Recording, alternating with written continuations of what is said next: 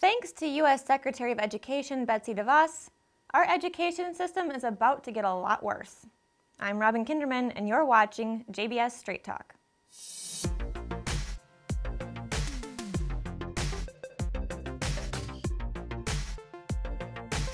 Last week in Argentina, during a first-ever education working group of the G20 summit, Betsy Devos signed on to a declaration for the ministers of education. This declaration lays out a new plan for international education initiatives focused on sustainable development. For those unfamiliar with sustainable development, it's the United Nations catchphrase for global control and restrictions over everyone's daily life. With the UN's end goal being a one-world government, education plays a key role in reaching that goal.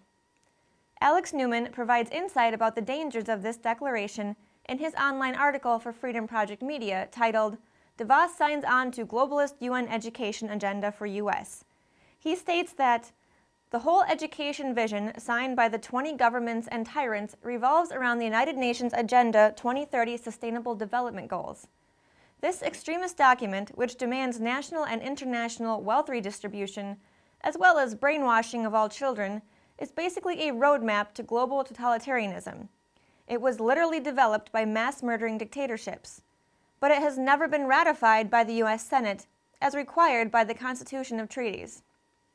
Here's just a glimpse of what the G20 education document openly promotes. Now, keep in mind, this is not just America, it is global.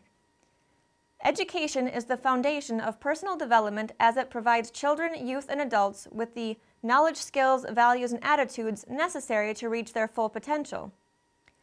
We recognize the value of policies based on evidence and the importance of having robust and comprehensive learning assessment systems and data in order to measure progress and learning outcomes to help ensure quality education for all at all stages of life. It goes on to say, we commit to facilitating the internationalization of education.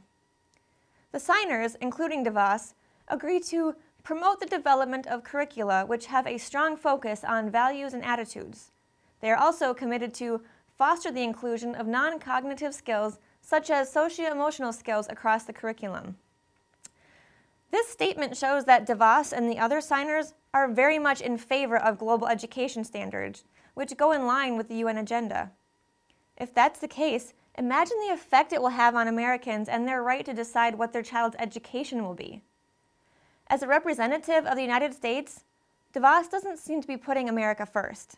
But then, wasn't she the one telling us that Common Core was dead? If she truly was in favor of American education, she would work with Trump and Congress to get rid of the Department of Education and return the responsibility of educating kids back to their parents. Instead of opening up the education system to the UN, we need to get out of the UN. Contact your congressman and urge them to pass H.R. 193. Links are in the description below. With Congress's support of H.R. 193, the U.S. can completely withdraw their membership in the United Nations and its subsidiaries. Getting out of the UN means putting America first. Until next time, take care and God bless.